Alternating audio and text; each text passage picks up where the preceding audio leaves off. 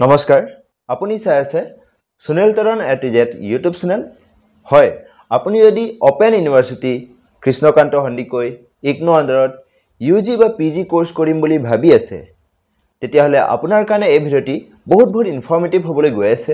কাৰণ এই ভিডিওটিত মই আপোনালোকক জনাবলৈ গৈ আছো দৰাচলতে এই ইউনিভাৰ্সিটিবোৰে আপোনাক কেৱল ডিগ্ৰী প্ৰদান কৰিব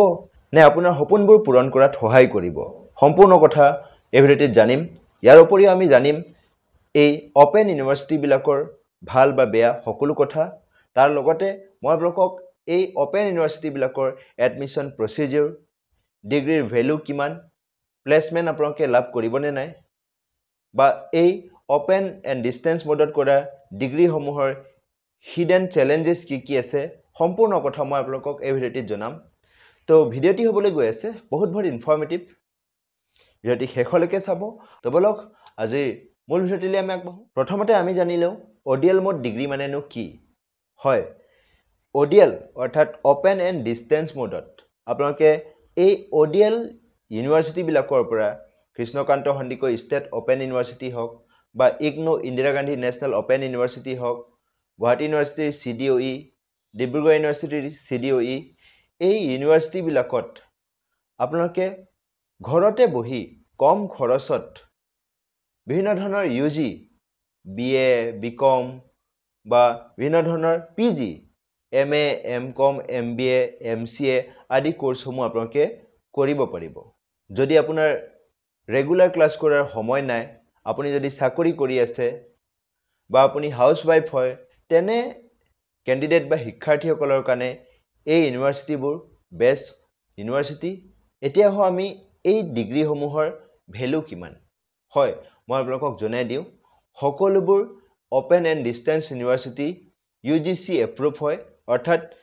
ইগনো হওক Krishnakanta Sandikoi state open university হওক গুৱাহাটী ইউনিভাৰ্সিটিৰ CDOE ডিব্ৰুগড় ইউনিভাৰ্সিটিৰ CDOE সকলোবোৰ UGC এপ্ৰুভ হয়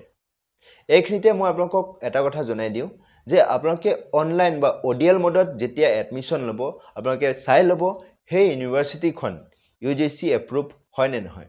যদি সেই ইউনিভাৰ্সিটিখন UGC এপ্ৰুভ হয় তেতিয়াহলে আপোনালোকৰ যি ডিগ্ৰীৰ ভ্যালু সেই ডিগ্ৰীৰ ভ্যালুটো ৰেগুলাৰ মোডত কৰা কোৰ্সৰ হৈতে একে ভ্যালু থাকিব তো এইটো হৈছে ওডিএল মোডত কৰা ডিগ্ৰীৰ বাবে UGC স্পেশাল গাইডলাইন্স যেটো তেওঁলোকে স্পষ্টভাৱে মেনশন কৰিছে যে কোনবোৰ কোৰ্স UGC এ এপ্ৰুভ কৰিছে ওডিএল মোডত আৰু কোনবোৰ কোৰ্স ওডিএল মোডত আপোনালোকে কৰিব নেলাগে ইয়াত তেওঁলোকে কৈ দিছে তো ইয়াত আপোনালোকে যদি চাই কিছুমান ডিগ্ৰী আছে যেবোৰ ডিগ্ৰী আপোনালোকে ওডিএল মোডত কৰিলে আপোনালোকৰ হে ডিগ্ৰীটো ভ্যালু নেথাকিব বা আপোনালোকৰ হে ডিগ্ৰীটো আপোনালোকে পঢ়ি পেলাই আপোনালোকৰ কোনো কামত নাহিব পাৰে তো ইয়াত কৈছে যেনেকৈ engineering medical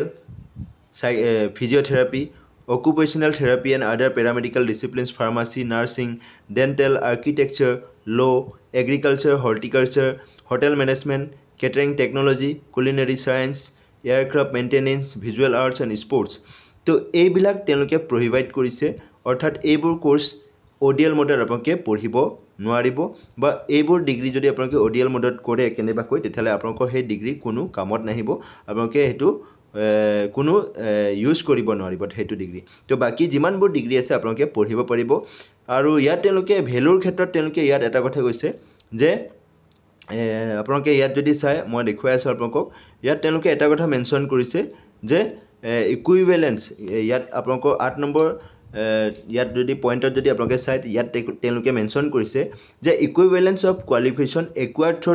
conventional or open and distance learning and online modes তো কনভেনশনাল মোড অৰ্থাৎ যেটো আমাৰ পৰম্পৰাগত যেটো ৰেগুলাৰ মোডত চলি আছে সেই কোৰ্সৰ লগত ওপেন এণ্ড ডিস্টেন্স লাৰ্নিং বা অনলাইন মোডত কৰা ডিগ্ৰীৰ ভ্যালু বা ইকুইভ্যালেন্ট টু কি হয় তো ইয়াত তেওঁলোকে কৈছে degrees at undergraduate and postgraduate level in conformity with UGC notification on specification of degrees 2014 and postgraduate diplomas award through ODL mode and or online mode by higher educational institution recognized by the commission under this regulation shall be treated as equivalent to the corresponding awards of the degrees at undergraduate and postgraduate level and postgraduate diplomas offered through conventional mode তো equivalent বুলি তেওঁলোকে কৈছে, UGCয়ে কৈছে যে সকলো course equivalent হ'ব। এতিয়া আহোঁ আপোনালোকে এডমিশ্যন ক'ত ল'ব, ইগন'ত ল'ব নে কেকেত ল'ব নে গুৱাহাটী ইউনিভাৰ্চিটিৰ CDOEত ল'ব নে ডিব্ৰুগড় ইউনিভাৰ্চিটিৰ CDOEত ল'ব। অসমৰ শিক্ষাৰ্থীসকলৰ কাৰণে এইকেইটা অপশ্যন আছে। এইকেইটা অপশ্যনৰ জৰিয়তে তেওঁলোকে ODL মোডৰ ডিগ্ৰী পঢ়িব পাৰিব ঘৰতে বহি। এতিয়া তেওঁলোকে ভাবিব পাৰে বা আপোনালোকে ভাবিব পাৰে যে মই কেকেত ল'লে ভাল হ'ব নে ইগন'ত ল'লে ভাল হ'ব। মই আপোনালোকক জনাই দিওঁ, আপোনালোকে যিকোনো এটা ইউনিভাৰ্চিটি চুজ কৰক, তাতে আপোনালোকে পঢ়িলেই হ'ল। যদি আপোনালোকে পঢ়িব বিচৰা কোৰ্চটো সেই ইউনিভাৰ্চিটিয়ে প্ৰভাইড কৰি আছে। কিছুমান কোৰ্চ গুৱাহাটী ইউনিভাৰ্চিটিৰ CDOEত নাই, যেটো ডিব্ৰুগড় ইউনিভাৰ্চিটিৰ CDOEত থাকিব পাৰে। কিছুমান কোৰ্চ ইগন'ত নাই, যেটো কৃষ্ণকান্ত সন্দিকৈ ষ্টেট অপেন ইউনিভাৰ্চিটিত আছে, বা কিছুমান কোৰ্চ কেকেত নাই কিন্তু ইগন'ত থাকিব পাৰে। তো আপুনি যেটো কোৰ্চ পঢ়িব বিচাৰি আছে, যেটো কোৰ্চত আপুনি এনৰোল হ'ব বিচাৰে, সেই কোৰ্চটো বিচাৰি লওক আৰু যিকোনো এটা ইউনিভাৰ্চিটি আপোনালোকে অফ কৰি পেলাই পঢ়িব পাৰিব। পাৰ্থক্য এটাই থাকিব যে কৃষ্ণকান্ত সন্দিকৈ হওক বা CDOE গুৱাহাটী হওক, CDOE ডিব্ৰুগড় ইউনিভাৰ্চিটি হওক, ইয়াত আপোনালোকে সেমিষ্টাৰ ৱাইজ পঢ়িব লাগিব। সেমিষ্টাৰ বাই সেমিষ্টাৰ আপোনালোকে এক্সামসমূহ দিব লাগিব। কিন্তু ইগন'ত যেটো আছে, ইগন'ত PG কৰিলে আপোনালোকৰ ইয়াৰলি চিষ্টেমত পঢ়িব পাৰিব। অৰ্থাৎ আপোনালোকে 2 বছৰ যেটো কোৰ্চ 2টা পৰীক্ষা দিলে হ'ল, ইয়াৰলি চিষ্টেমত আপোনালোকে পঢ়িব পাৰিব। কিন্তু বৰ্তমান গুৱাহাটী ইউনিভাৰ্চিটিৰ CDOE অনলাইন এডমিশ্যন প্ৰক্ৰিয়া আৰম্ভ হৈ গৈছে। অনলাইনভাৱে আপোনালোকে এডমিশ্যন ল'ব পাৰিব। আৰু ইফালে আপোনালোকে ডিব্ৰুগড় ইউনিভাৰ্চিটিটো তেনেকুৱা ধৰণে আপোনালোকে অনলাইনভাৱে এপ্লাই প্ৰক্ৰিয়া চলি আছে। আপোনালোকে অনলাইন আবেদন কৰি পেলাই এডমিশ্যন ল'ব পাৰিব। ইগন'তো আপোনালোকৰ এডমিশ্যন চলি আছে। আৰু Krishnakanta Sandikoi state open university তাতো আপোনালোকৰ এডমিশ্যন চলি আছে জুলাই সেশ্যনৰ কাৰণে। আপোনালোকৰ এই ইউনিভাৰ্চিটিবিলাকত যদি আপোনালোকে চাই, তেতিয়াহ'লে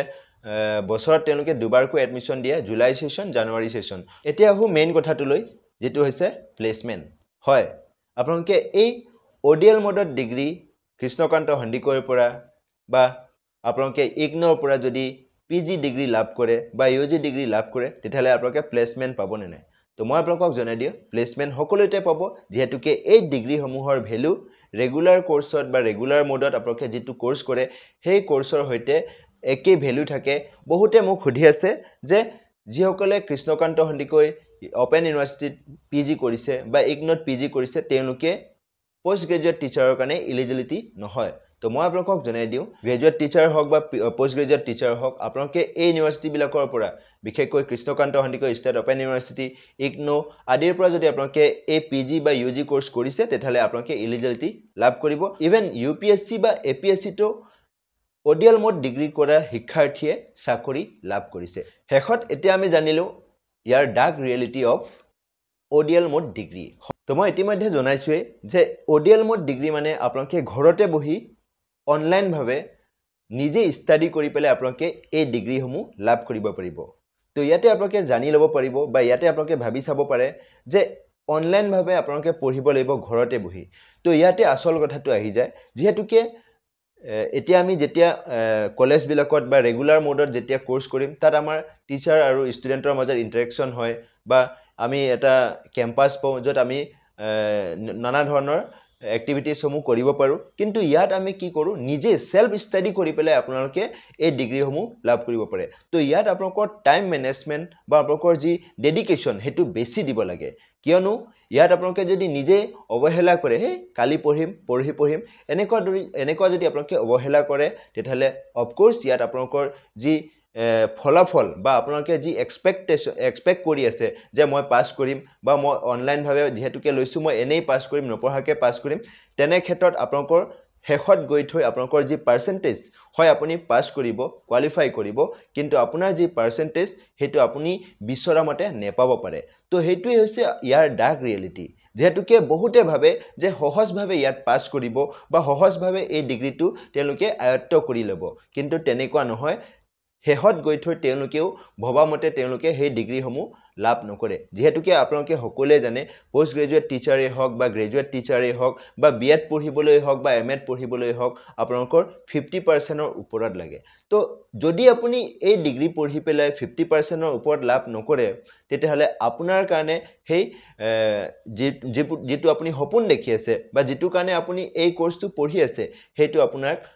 ফলপ্ৰসূ নহব পাৰে বা আপোনাক হেতু সহায় নকৰিব পাৰে বা আপোনাৰ সপোন পূৰণ হোৱাত হেতু বাধা সৃষ্টি কৰিব পাৰে তো হেতু কাৰণে আপোনালোকে ইয়াত আপোনালোকে বেছি সময় দিব লাগিব বেছি কষ্ট কৰিব লাগিব আপোনালোকে নিজে সেলফ স্টাডি বেছি গুৰুত্ব দিব লাগিব টাইম ম্যানেজমেন্ট আপোনালোকে মিলাব লাগিব এটা ৰুটিন আপোনালোকে বনাই ল'ব লাগিব যেটো ৰুটিন মতে আপোনালোকে পঢ়ি পেলাই এই ডিগ্ৰীটো যাতে সহজতে আপোনালোকে হাই পাৰ্সেন্টেজত আপোনালোকে লাভ কৰিব পাৰে তো এটো আছিল আপোনালোকক জনাবলগীয়া কথা ভিডিওটি যদি আপোনাক সঁচাকৈ উপকৃত হোৱা যেন অনুভৱ কৰিছে তেতিয়াহলে এই ভিডিওটি লাইক শেয়াৰ কমেন্ট কৰাৰ লগতে এনে ধৰণৰ ইনফৰ্মেটিভ ভিডিও পাই থাকিবলৈ মোৰ এই চেনেলটি এটা পৰ্যন্ত যদি সাবস্ক্ৰাইব কৰে সাবস্ক্ৰাইব কৰি মোক আগলৈ এনে ধৰণৰ নতুন নতুন ভিডিও বনাত প্ৰেৰণা যোগাব বুলি মই আশা ৰাখিলো আৰু এই ভিডিওটি হেহলকে চাবৰ বাবে আপোনাক অশেষ ধন্যবাদ জয় আই হোম